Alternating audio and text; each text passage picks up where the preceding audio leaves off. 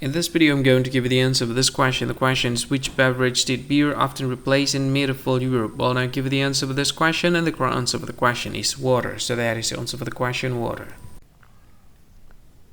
Hi, thank you so much for watching this video.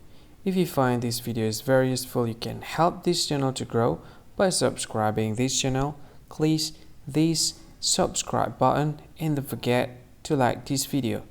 And if you find this video is not really good, or you don't really like this video, or you kind of feel that it's a little bit offensive or something like that, you can click this one, dislike button. You can do that anyway.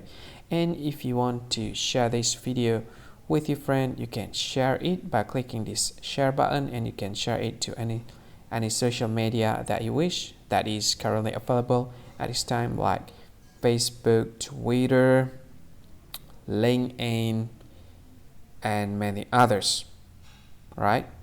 And if you want to add this video to your playlist, you can click this one. You can watch this video later, and you can find more options by clicking these three dots.